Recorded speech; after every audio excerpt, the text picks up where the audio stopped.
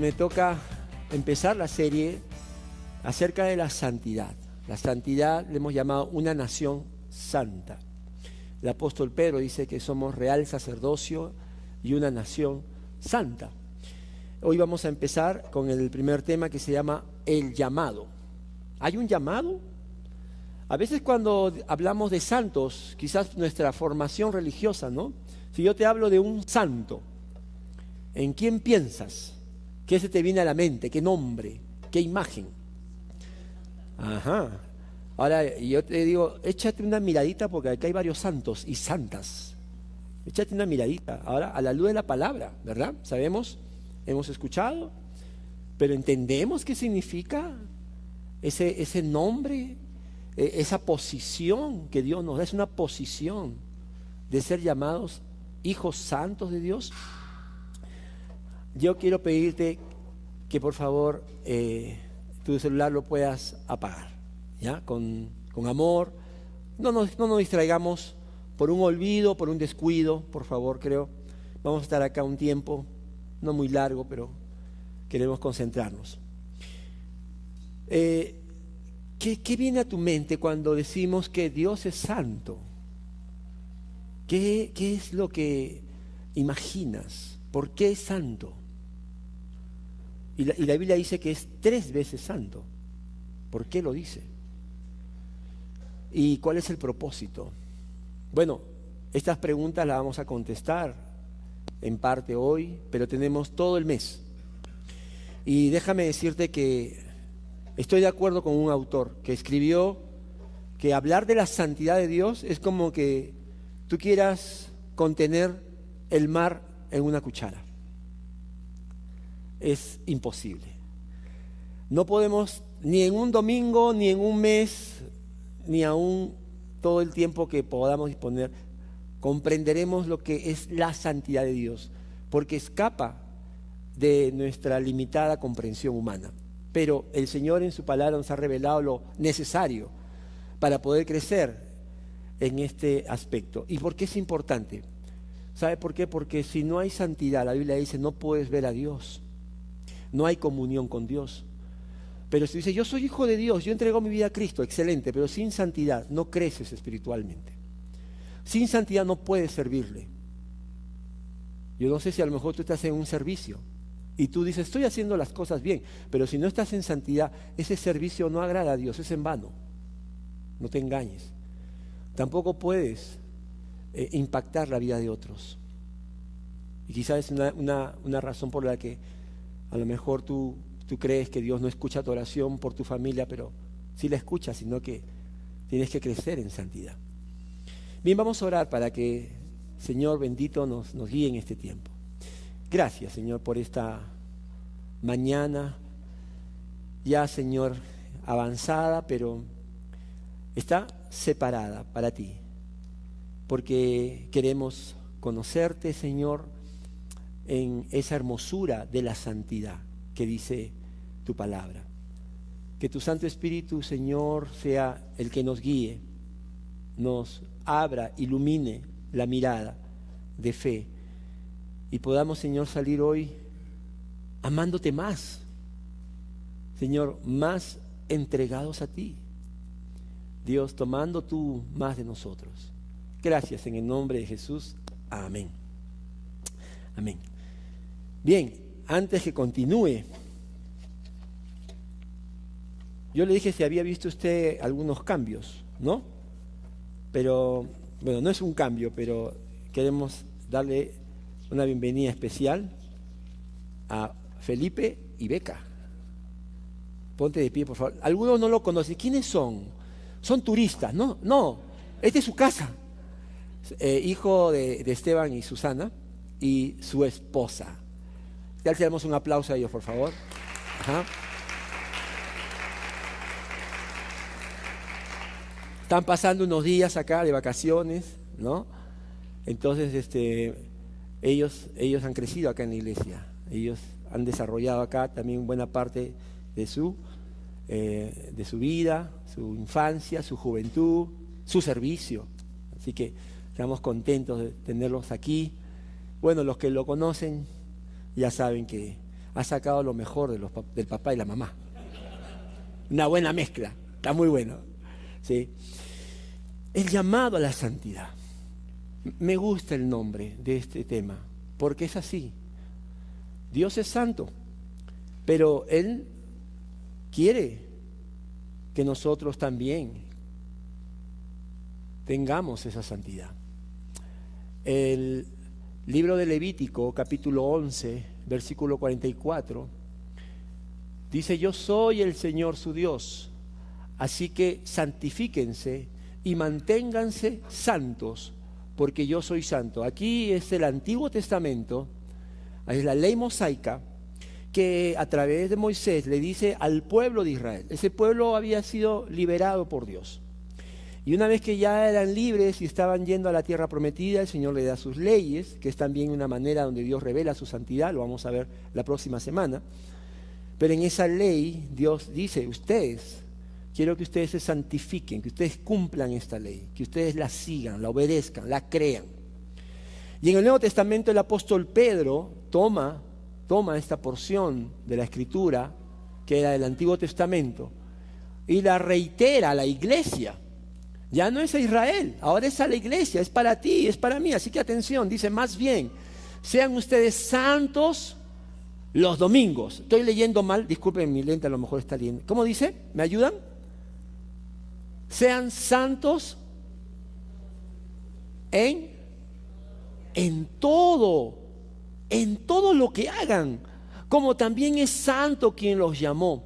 Pues está escrito: sean santos porque yo soy santo, haciendo referencia a la escritura en Levítico. Y esto también lo vemos de una manera majestática. Majestática significa mayúsculas. La Biblia tiene 2 versículos, uno en el Antiguo y otro en el Nuevo, donde se habla de Dios como el 3 veces santo. Dios es santo, santo, santo. Son los únicos versículos donde se proclama esta triple santidad de Dios. En el Antiguo Testamento fue el profeta Isaías quien, estando sirviendo en el templo, él tuvo una visión de querubines adorando a Dios, y él escuchó y dijo que esos querubines decían el uno al otro: santo, santo, santo es el Señor Todopoderoso. Toda la tierra está llena de su gloria. Y en el Nuevo Testamento, el otro versículo es el que escribió el apóstol Juan en Apocalipsis, cuando estaba en el exilio. También tuvo una visión y escribió que él vio una adoración celestial como Isaías, y día y noche repetían sin cesar: santo, santo, santo es el Señor Dios Todopoderoso, el que era y que es y que ha de venir. ¿Por qué empezamos, antes de estudiar el pasaje en sí, por qué empezamos por esto? Porque el llamado a ser santos no es como a nosotros nos parece que es la santidad. Porque entonces yo prefabrico, yo me imagino, bueno, yo creo que soy santo porque no estoy haciendo las cosas tan mal. Como todo hombre me equivoco, tengo mis buenas, mis malas, tengo mis cositas escondidas, no soy tan malo. El llamado a la santidad es: sean santos porque yo soy santo. Si yo no conozco qué significa la santidad de Dios, entonces estoy yendo por un camino equivocado, ¿no? Estoy yendo por un concepto equivocado de santidad. Este término santo, santo, santo, como le digo, es un majestático, significa, en el lenguaje antiguo, era como ponerle signo de admiración a una expresión, ¿no? Una cosa es que yo le diga acá a mi hermano: oye. Pero si yo le pongo signo de admiración, ¿cómo sería? Oye, ¿no? Fuerte, escucha. El repetir 3 veces algo significa darle un énfasis, darle una prioridad, una importancia, porque es lo que tenemos que captar de Dios. Hablar de Dios 3 veces santo está hablando de algo que no comprende solamente con una vez decirlo. Humanamente el lenguaje no alcanza. Ahora, en la Biblia, santo en hebreo es kadosh o kadosh y en griego es agios. En ambos casos significa separado, cortado. Esa es la raíz para mí más literal, pero también significa dedicado, consagrado. Es decir, que cuando decimos que Dios es santo, estamos diciendo que Dios está separado. Escúchame, que Dios no es igual que nosotros. Tenemos que entender que ese Padre al cual a veces en nuestro lenguaje coloquial le decimos papito, está bien porque el Espíritu nos dice que clamaba Padre, pero no te olvides que está en los cielos. ¿Se acuerdan la oración de Jesús? Padre nuestro, pero no es tu igual, está en los cielos, es diferente, es santo, separado. Y esto tiene dos connotaciones, un aspecto positivo y un aspecto negativo. ¿Cómo podemos entender la santidad de Dios? En el aspecto positivo, quiere decir que se habla de la imponente pureza, la majestad moral de Dios. Escúchame, Dios es santo en su naturaleza. Nosotros no somos santos por naturaleza. Nuestra naturaleza es pecaminosa. Bueno, cuando fuimos creados sin pecado. Eso fue Adán y Eva, los primeros padres. Pero todos nosotros después del linaje que venimos de Adán y Eva, somos de otra naturaleza. Él es, por naturaleza, Él es puro. Por donde lo mires, no hay pecado, no hay malicia, no hay error. La santidad tiene que ver con su perfección, su hermosura. Por eso el término majestad se aplica para esta característica de Dios. Un autor dijo que en la santidad es lo que nos atrae a Dios. Y si no es la santidad lo que te atrae de Dios, entonces no te estás acercando debidamente al Señor. Este aspecto positivo es lo que nos asombra, nos debe asombrar, nos debe maravillar, de saber que hay un Dios que no lo podemos comprender en nuestra actualidad porque no existe acá. ¿Qué existe aquí que sea puro, totalmente sin pecado? Nada, porque la tierra está en corrupción de pecado. Nosotros heredamos el pecado y por la obra de Cristo es que somos regenerados.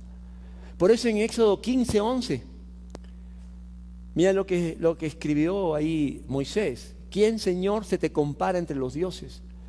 ¿Quién se te compara en grandeza y santidad? Tú, hacedor de maravillas, nos impresionas con tus portentos. Y también en 1 Samuel 2:2, la Biblia dice, nadie es santo como el Señor. No hay roca como nuestro Dios y no hay nadie como Él.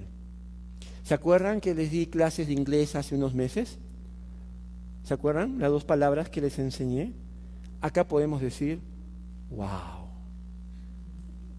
esto es maravilloso, esto es increíble. Hay un Dios perfecto, puro, moralmente excelente, lo más puro que puede existir. Eso es Dios. Y su santidad merece admiración, asombro. Es digno de alabanza. Pero también hay un aspecto negativo, pero no en Dios, porque estaríamos contradiciendo, sino es en cuanto a nosotros. El aspecto negativo es que ese Dios santo, 3 veces santo, no tiene comunión, no puede tener comunión con el pecado. Y exige pureza. Para poder tener relación, nos exige santidad. Y no cualquier santidad. No estamos hablando de buenas obras, no estamos viniendo a venir el domingo. No. Sed santo porque yo soy santo.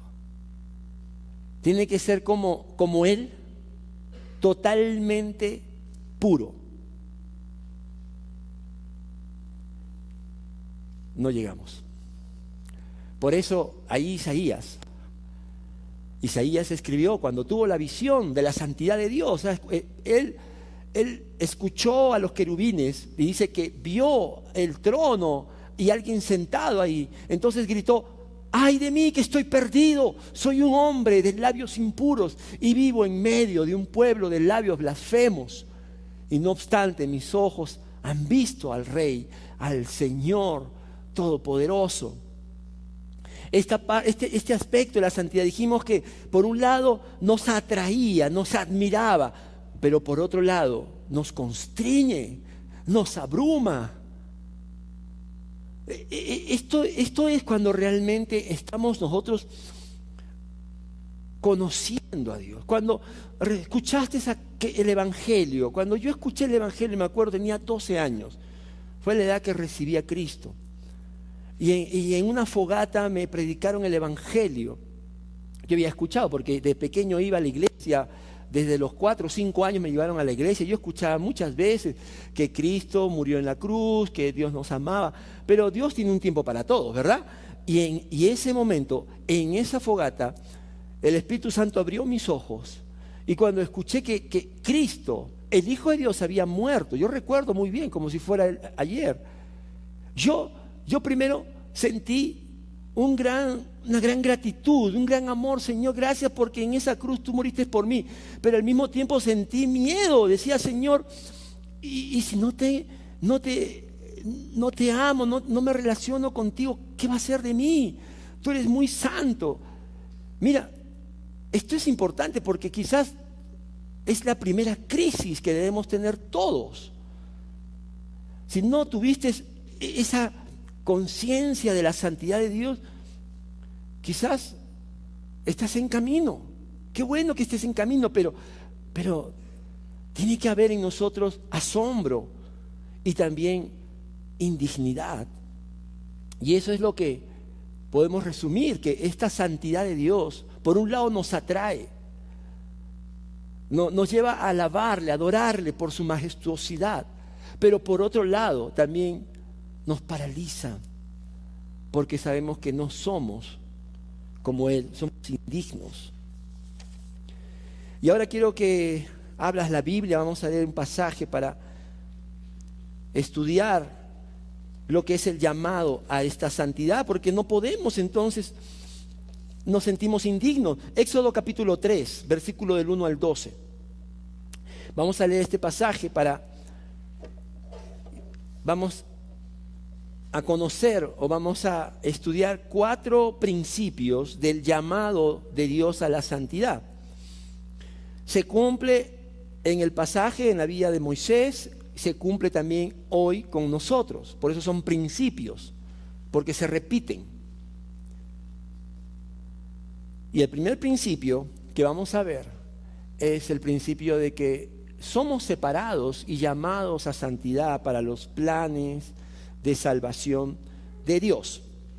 Mira lo que dice el pasaje, versículo 1. Un día que Moisés estaba cuidando el rebaño de Yetro, su suegro, que era sacerdote de Madián, llevó las ovejas hasta el otro extremo del desierto y llegó a Horeb, la montaña de Dios. Bueno, aquí es como cuando llegas y ya empezó la película en el cine. Acá en el capítulo 3 ya la historia de Moisés ya está avanzada, ¿ok? Y vemos a Moisés entonces, ¿qué está haciendo? Cuidando un rebaño, está haciendo su oficio de pastor. Y bueno, la mala noticia es que no son sus ovejas, son las ovejas de su suegro. Está trabajando para su suegro, para poder sostener a su familia. Su suegro era sacerdote.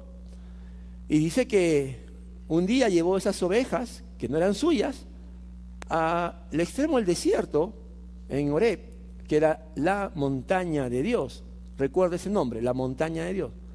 Ahora, pero esto como que lo estamos agarrando y ha comenzado.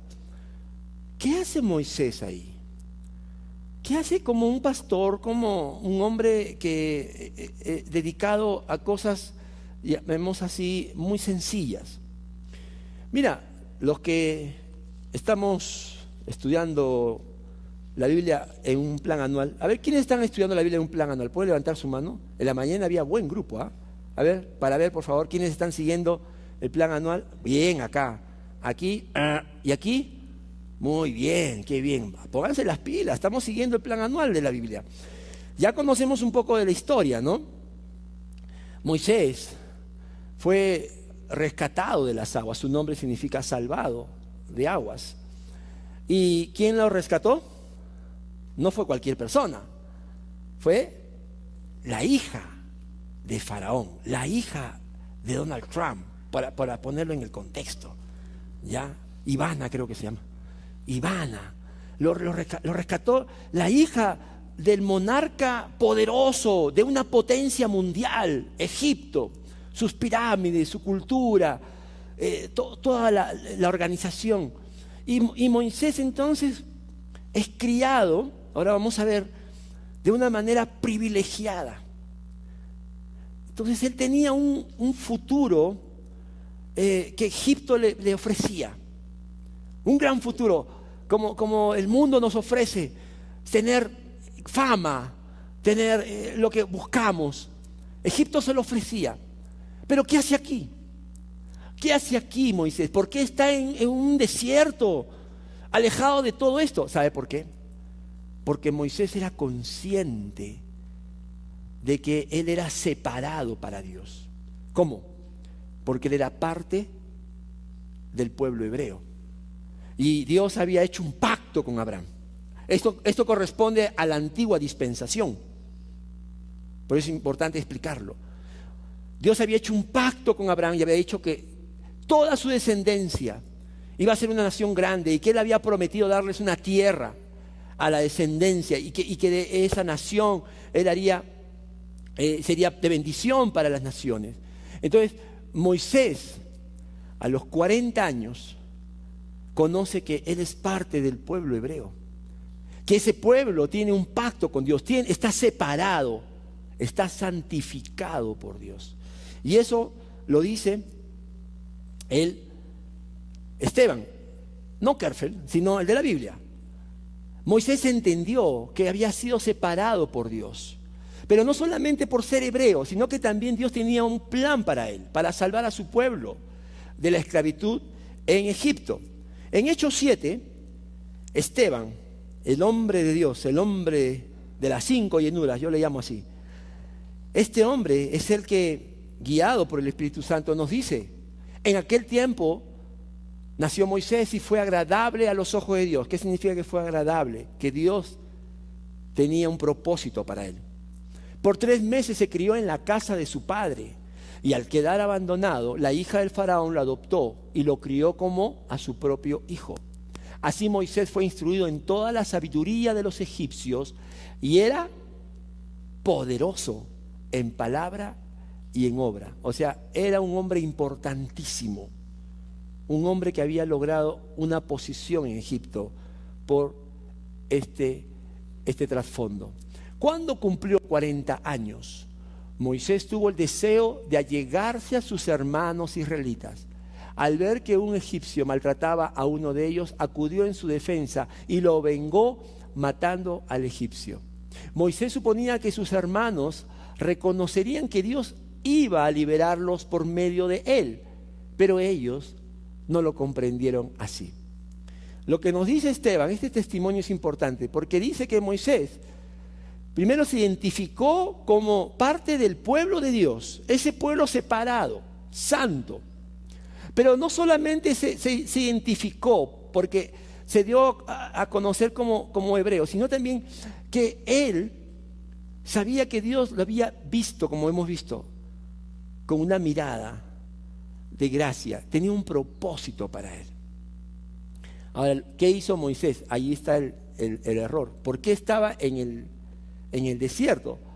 Bueno, él decide, como vemos ahí, tomar la justicia en sus propias manos y mata a un egipcio que estaba oprimiendo, estaba maltratando a uno de los hermanos hebreos. Y ahí es cuando entonces comienza a cambiar el plan de él, no de Dios, y él tiene que huir, porque se da cuenta que su crimen ha salido a la luz. Uno de los hebreos le recrimina que él ha matado a un egipcio y él huye. Y mira, aquí vemos algo importante. Dios nos ha llamado, Dios nos ha separado en la predestinación para ser santos, para ser parte de su plan de salvación. Pero el problema está en lo mismo que aquí tiene Moisés que aprender, que sin santidad nadie podrá ver a Dios ni podrá ser de bendición. La Biblia dice, sin santidad nadie verá a Dios. Pero también sin santidad no tenemos la autoridad espiritual, no tenemos cómo bendecir a otros. El pecado nos corta la comunión con Dios y por eso queremos hacer lo bueno. Mira, Moisés quería hacer lo bueno. Moisés era consciente de quién era, parte de qué pueblo, de su llamado. Pero Moisés todavía no entendía la importancia de dejarse santificar por Dios y no confiar en sus recursos. A veces nosotros tenemos buenas intenciones, decimos, yo quiero hacer el bien, ¿no? Quiero darle lo mejor a mi familia. Es una buena motivación, pero las buenas intenciones no siempre justifican las cosas que hacemos, no es razón, no lo justifica.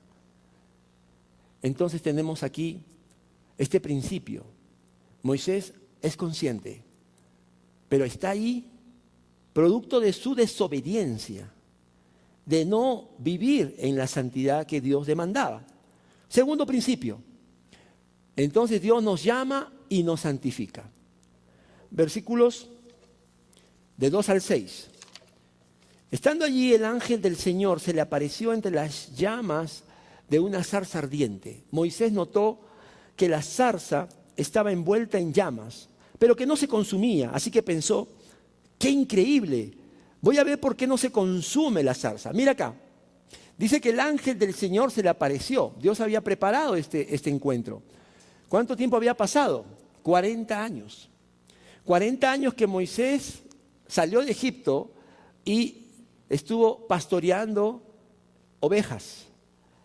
No había dejado de ser parte del pueblo de Dios, porque eso lo tenía por nacimiento. Pero el propósito que Dios le había dado estaba en un tiempo de espera, de preparación. Y el Señor se le presenta. Ese ángel del Señor es el Dios mismo, que se le aparece, dice, entre las llamas de una zarza ardiente. Y Moisés notó que esta zarza estaba envuelta en llamas, pero que no se consumía. Es decir, que este fuego no venía de la zarza. No. Nosotros sabemos que para que haya fuego tiene que haber un elemento que lo produzca. Pero acá la zarza ardía por sí misma, no se consumía, no era la llama. La zarza no era lo que producía la llama. Esta es una experiencia sobrenatural que tiene Moisés. Y esta es una visión entonces de esa existencia que no depende, que es de por sí, como Dios existe de por sí mismo. Y mira, la primera reacción de Moisés, que fue de asombro. Como dijimos, la santidad es algo que atrae. Dijo, qué increíble, voy a ver por qué consume la zarza. El pasaje continúa. Cuando el Señor vio que Moisés se acercaba a mirar, lo llamó desde la zarza. Moisés, Moisés, aquí me tienes, respondió. No te acerques más, le dijo Dios. Quítate las sandalias, porque estás pisando tierra santa. Yo soy el Dios de tu padre, soy el Dios de Abraham, de Isaac y de Jacob. Al oír esto, Moisés se cubrió el rostro, pues tuvo miedo de mirar a Dios. Es el aspecto de la santidad en donde uno reconoce que no es digno. Pero mira la manera como Dios está obrando con Moisés. Es especial. En realidad es una manera única, que lo va a hacer con 2 personas. Lo hizo con Moisés y lo hizo con Josué. Esto de quítate las sandalias, lo hizo 2 veces, justamente con estos 2 hombres que tenían que llevar al pueblo. Y el simbolismo de quitarse las sandalias en la cultura antigua era un signo de reverencia, de respeto. Le dice, no te acerques, quítate las sandalias porque estás pisando tierra santa. Moisés, estás hablando o estás viendo una imagen, una visión de un Dios que es santo. Y esas sandalias tienes que quitártelas de manera reverente. Pero también tiene un simbolismo, porque mientras Moisés está con las sandalias, acá están sus pies, que lo conectan a la tierra, y acá está la tierra, él no llega a tener un contacto, ¿verdad? Pero el Señor le dice, quítatelo, respeta, reverénciate, humíllate. Pero al quitárselo, ¿qué pasa? ¿Qué pasa con el pie y la tierra? Entran en contacto. Entonces, Dios, en su gracia, permite que Él se relacione. Esa tierra es santa. ¿Sabe por qué es santa? Porque Dios habitaba allí. La presencia de Dios santificaba esa tierra. Y al ser santa, entonces, Moisés está relacionándose por gracia, por fe, por obediencia. ¿Me entiende usted? Por fe. Él obedece a Dios y tiene contacto con esa santidad de la cual él reconoce no es digno. Amigos, donde Dios habita, ahí entonces la Biblia nos muestra que Él lo hace santo. Por ejemplo, la tierra santa. Ese lugar era un monte. Ese monte Horeb, que era una cadena de montañas, en realidad. Dentro de esa cadena estaba el Sinaí. No era nada, sino estaba la presencia de Dios ahí. Pero como Dios estaba allí, su presencia, entonces es tierra santa. Israel. ¿Qué es Israel? Israel sin Dios era un pueblo más de las muchas naciones. Pero como Dios habitaba en medio de su pueblo, entonces era un pueblo santo. El santuario era una tienda de campaña. Eso también vamos a verlo en uno de los temas de este mes, el tabernáculo. Eran telas, una carpa grande, pero cuando Dios puso allí su presencia, entonces era un santuario santo. Jerusalén no era la ciudad más hermosa, había muchas mejores en Asiria, en Babilonia, pero por estar allí el templo, que era la presencia de Dios, entonces era una ciudad santa. Y la Biblia dice que los hombres y las mujeres que hemos reconocido a Jesús como nuestro Señor y Salvador, hemos recibido la presencia de Dios y somos morada de Dios por el Espíritu Santo. Por lo tanto, somos santos. Somos santos.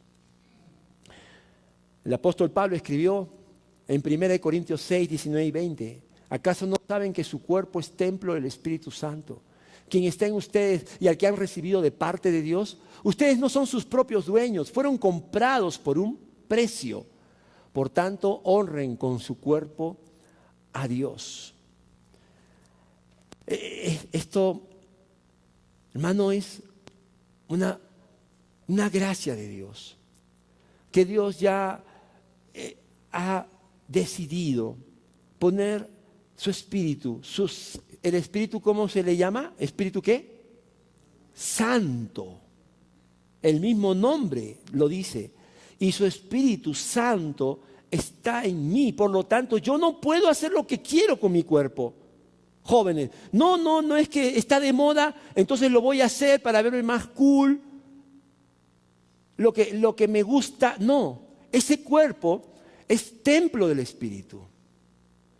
Hermano, tenemos nosotros que santificar este cuerpo. ¿Cómo? pues honrando a Dios con nuestra administración. Por ejemplo, ¿estás durmiendo el tiempo que debes dormir? Tu cuerpo necesita descanso. ¿Te estás alimentando bien?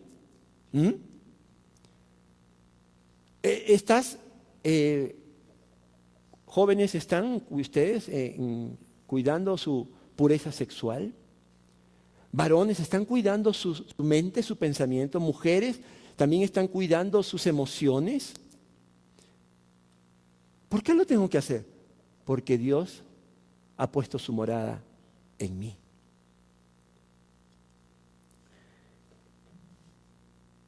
Hay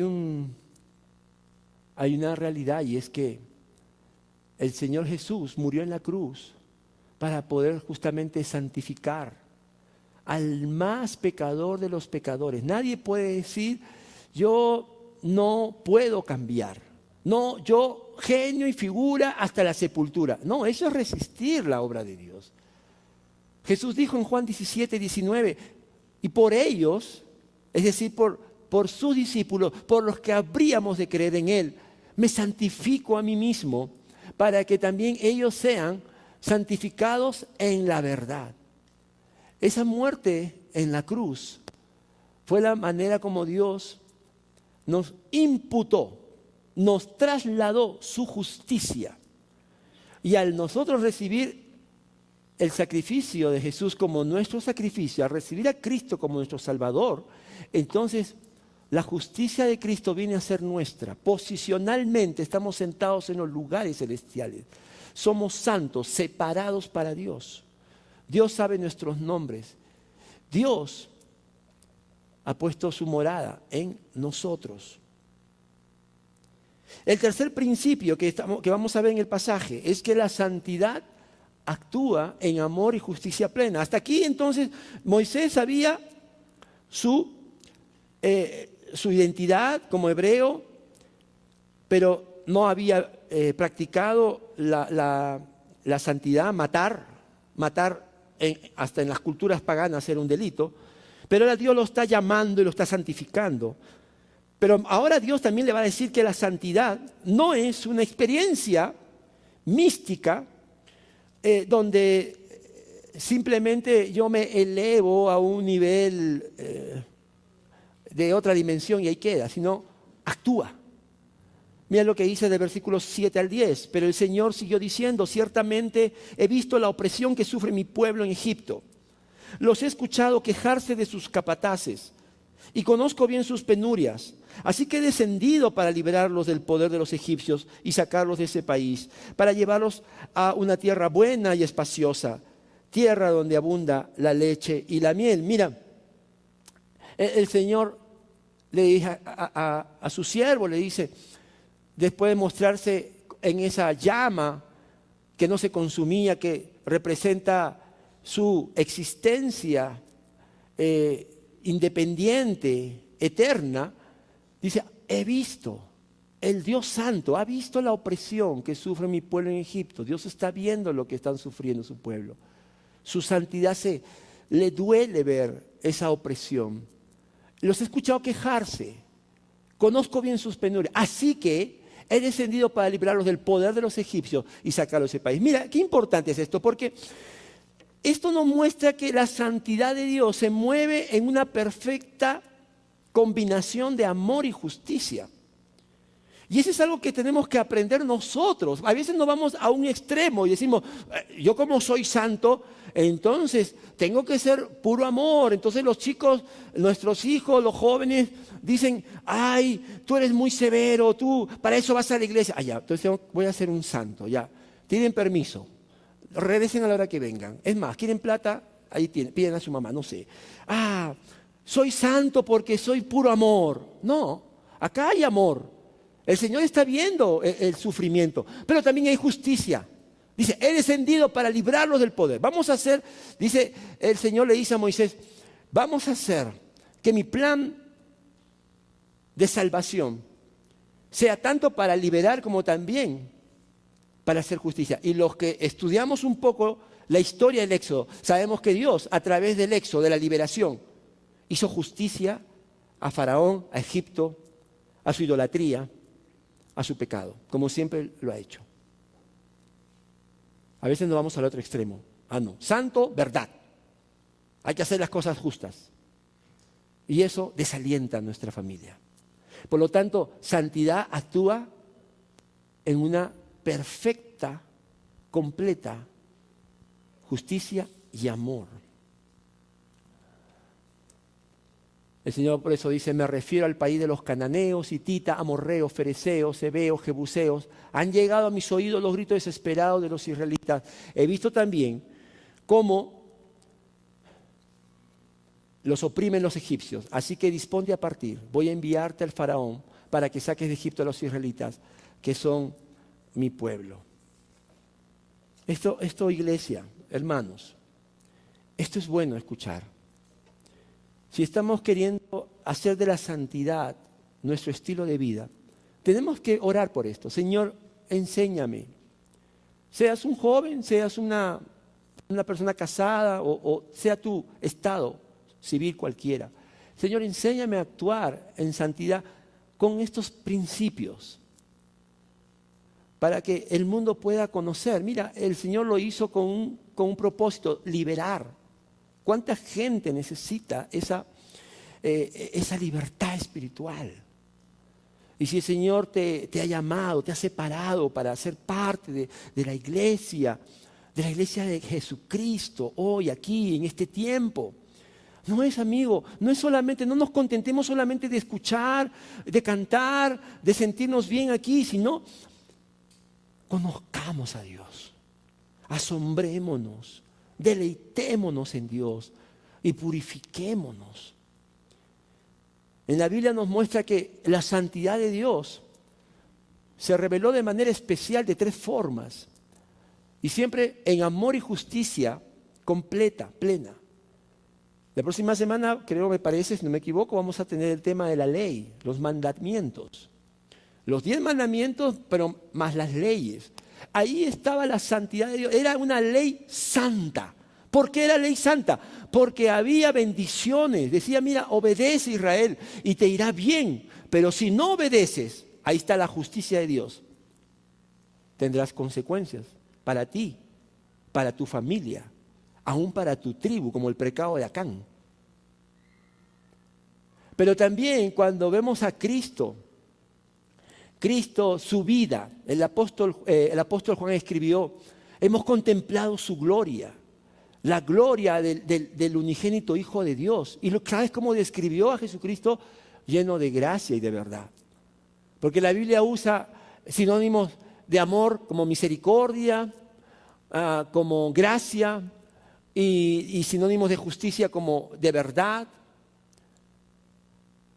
Y ahí está Jesucristo. La santidad de Cristo. ¿Por qué? Porque se manejaba en gracia y en verdad. Y esto, mi hermano, es importante, porque ahora el Señor se revela en santidad a través de la iglesia. Amigo, tú eres para tu familia, yo soy para mi familia una imagen de la santidad de Dios. Somos para esta sociedad de Arequipa una de las menos cristianas evangélicas en el Perú. Las estadísticas, si mal no recuerdo, están en 4 o 5%, pero es una realidad que Arequipa está necesitando del Evangelio, pero no le podemos ir y decirle, cree en Cristo, cuando no estamos viviendo a la altura de nuestro llamado. ¿Te imaginas? Un joven que no está en obediencia a Dios y está con una muchacha que no pertenece a su misma fe, la misma fe en Cristo. ¿Estará reflejando la santidad de Dios? ¿Qué estará reflejando a esa muchacha? ¿Qué estará reflejando a la familia de esa muchacha? Un hombre, un empresario cristiano que hace las cosas bien, que paga sus impuestos, entrega sus pedidos a tiempo, ¿está reflejando la santidad de Dios? Claro que sí. Si no lo hace, Hermanos, tenemos una responsabilidad. Esto no es cualquier cosa, y por eso como iglesia tenemos nosotros que entender esta verdad. Si la iglesia de Cristo, la IBC y cualquier iglesia que, como dice Efesios capítulo 5, ha sido limpiada, es santa y pura por la sangre de Cristo, pues tenemos que vivir de esta manera. Pero no en nuestros méritos, no en nuestra fuerza, sino por la gracia, por la obra del Espíritu. Esto no se produce con esfuerzo, no, esto es obra de Cristo, del Espíritu en nosotros, a través de nuestro sacrificio, renuncia, pero la santidad viene de Dios. Hay una anécdota interesante de una muchacha, dice que una profesora estaba en el colegio, le había pedido a todos los niños que pinten algo que les gusta. Y había una niñita de esas que son bien trabajadoras, bien empeñosas, que estaba así. Y la maestra se acerca y le dice, ¿qué estás haciendo? Y la niñita era una niña que iba a la iglesia, ¿no? Entonces le dice, estoy dibujando a Dios, le dice. Y la maestra dice, ¿estás dibujando a Dios? ¿Y cómo es? Y la niña de esas sabiondas la mira así con su mirada así de, esta mujer le dice, en 5 minutos lo vas a saber. Ella decía, dame 5 minutos y te voy a mostrar quién es el Dios. En su imaginación, ella tenía una responsabilidad. Estoy dibujando a Dios. Yo sé cómo es Dios. En su amor infantil, inocencia. Ella decía, quiero que lo vean mis compañeros, quiero que lo vea mi profesora que dice que no lo conoce. Sabes que tú y yo, cuando estamos día a día en nuestras actividades, le estamos mostrando a nuestros familiares quién es Dios. Si es un Dios santo o es un Dios que habita con el pecado. ¿Por qué? Porque te ven a ti y me ven a mí. Pero cuando hacemos las cosas como Dios nos pide, entonces podemos ahí recibir la bendición de Dios. Ustedes saben que hace unas semanas recibí una bendición muy especial. Lo voy a hacer oficial. Mi hija me comunicó que ha empezado una relación con un muchacho. Y extrañamente, no sé por qué algunos hermanos me decían, ¿cómo estás, Arcadio? ¿Cómo estás? No sé si pensaban que yo me iba a cortar las venas, o me iba a desmayar, o iba a tomar el primer avión, no sé qué pensaban. Pero yo a los hermanos que tuvieron la confianza de preguntarme, yo le dije, estoy bien, porque han hecho las cosas bien, porque estuvieron orando. Ella 1 año, él 3. El hombre siempre tiene que esperar más tiempo, por si acaso. ¿Ya? Es bueno. Es bueno. Y hermano, entonces, de verdad que es importante la obra del Espíritu en nuestra vida para obrar justamente en santidad. Mira, quiero comentarte.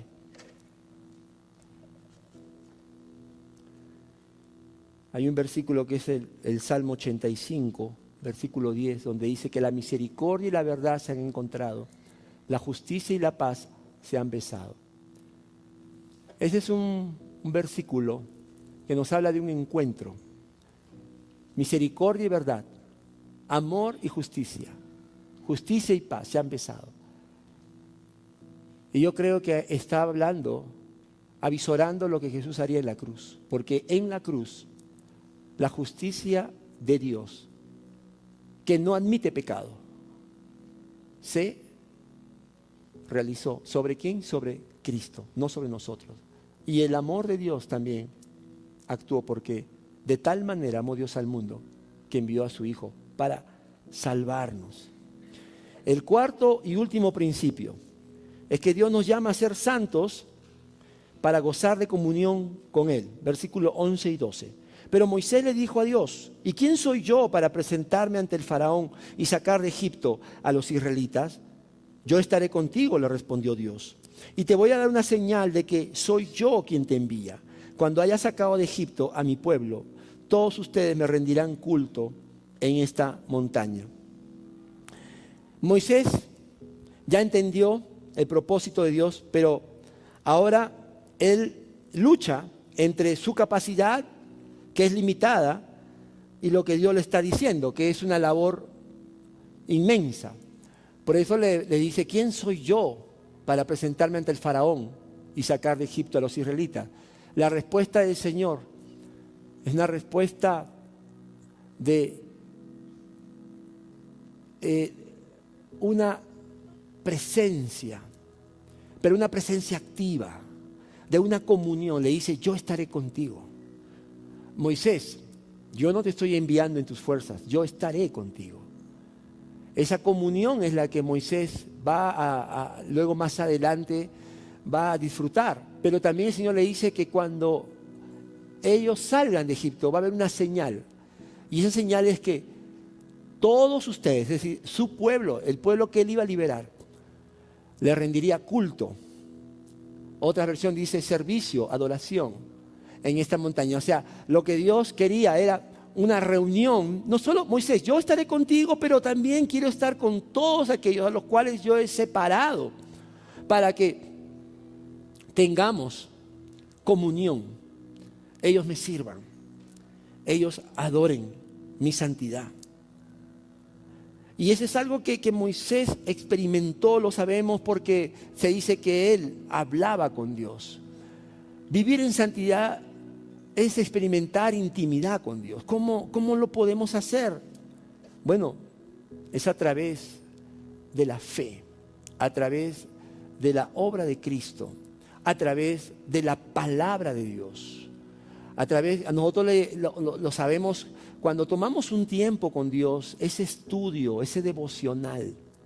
Entonces ahí experimentamos por fe la obra del Espíritu que nos va santificando. Vamos conociendo a Dios, ese Dios 3 veces santo. Es importante que en mi tiempo de adoración a Dios, como le llamamos el devocional, yo no vaya tanto para tener conocimiento que se necesita, sino para experimentar a Dios. ¿Cómo es Dios? Su carácter, su manera como Él se relaciona conmigo es a través de la palabra. Y eso fue algo que Moisés experimentó en su vida de una manera especial. Dice Éxodo 33, versículo 14 y 15, 17 y 20. Ahora vamos a avanzar para ir terminando. ¿Cómo ahora Moisés se relaciona con Dios? ¿Ya? Dice: yo mismo iré contigo y te daré descanso, respondió el Señor. Mira lo que le dice el Señor: yo iré contigo. O sea, desde el primer momento que ya Moisés por fe aceptó el llamado de Dios, yo iré contigo, te daré descanso, le dice el Señor. O vas con todos nosotros, replicó Moisés, o mejor no nos hagas salir de aquí. O sea, Moisés le decía: Señor, yo no voy sin ti, o sea, yo te necesito. Está bien, haré lo que me pides, le dice el Señor a Moisés, pues cuentas con mi favor y te considero mi amigo. Intimidad, compañerismo, relación. Y Moisés hace una petición osada: déjame verte en todo tu esplendor. E insistió Moisés: quiero más de ti, Señor, quiero ver tu rostro. Mira lo que le dice el Señor, versículo 17 al 20. Y el Señor le respondió: voy a darte pruebas de mi bondad y te daré a conocer mi nombre. Y verás que tengo clemencia de quien quiero tenerla y soy compasivo con quien quiero serlo. Pero debo aclararte que no podrás ver mi rostro, porque nadie puede verme y seguir con vida. En esa comunión que Moisés experimentó, que a veces nosotros decimos: oye, qué tremendo, ¿no? Moisés estaba con Dios en esa tienda. Él mandó construir una tienda, no especialmente le llamó la tienda de reunión, donde él se reunía con Dios. Y salía su rostro brillando de la gloria de estar en la presencia de Dios. Pero eso que nosotros a veces anhelamos, ¿sabes qué? El Señor le dijo: no vas a ver mi rostro. Y lo que más adelante le dice: vas a ver mi espalda, porque si ves mi rostro, puedes morir, vas a morir porque la santidad de Dios, su majestad, es demasiado para un mortal como Moisés o como nosotros. Ahora, la buena noticia es que lo que Dios le negó a Moisés es una promesa para los hijos de Dios. Los hijos de Dios vamos a ver a Jesús cara a cara. Cuando estemos en la presencia de Dios, cuando estemos en las moradas celestiales, el Señor nos ha dado la promesa de estar con Él y de verle cara a cara. La meta de nosotros es justamente ver lo que se le negó a Moisés, el rostro del Señor, que significa comunión plena, sin ningún tipo de pecado que nos estorbe, que nos impida verle. El apóstol Juan escribió en primera de Juan, capítulo 3, versículos 2 y 3. Queridos hermanos, ahora somos hijos de Dios. ¿Cuántos hijos de Dios hay aquí? A ver, su mano. Ajá, este es para ti. Pero todavía no se ha manifestado lo que habremos de ser. La semana pasada el pastor Eva nos habló cielos nuevos, tierras nuevas. Todavía no, esperen un poquito más, dice. Sabemos, sin embargo, que cuando Cristo venga, seremos semejantes a Él, porque le veremos tal como Él es. Todo el que tiene esta esperanza en Cristo se purifica a sí mismo, así como Él es puro. Entonces, nuestra esperanza, lo máximo a la cual yo quiero aspirar en esta vida, no es lo que me ofrece Egipto, no es lo que te ofrece esta sociedad, no es lo que te ofrece fama, dinero, placer, porque en Hebreos 11 dice que Moisés rechazó todo eso por la fe. Este debe ser nuestro máximo deleite, nuestro máximo galardón. Ver al Señor, contemplarlo, esa relación sin pecado que Él nos ha dicho, lo va a hacer en su tiempo, va a exterminar todo pecado para estar con Él para siempre. Y dice que el que tiene esta esperanza entonces se purifica. Porque si yo quiero, entonces, anhelo ese día, entonces voy a pelear la buena batalla, voy a luchar para no caer en tentaciones. En el cielo la promesa es que seremos purificados y totalmente santificados para ver a nuestro Señor Jesús cara a cara. Ese es el llamado. Cristo murió en la cruz, perdonó nuestros pecados, resucitó al tercer día. ¿Para qué? Para ser salvos. ¿Pero para qué? Para tener una relación eterna con Él, con el Padre, con la deidad. Y por eso, para terminar, te recuerdo que al enviar a su Hijo Jesucristo, Dios reveló su propósito de salvarnos de la esclavitud del pecado que nos separa de Él. Jesús es el santo y justo. Pedro lo dijo en Hechos 3:14. Y por su muerte en la cruz podemos gozar de paz, perdón y amor con nuestro Padre y Dios Santo. Cierra tus ojos para orar, por favor.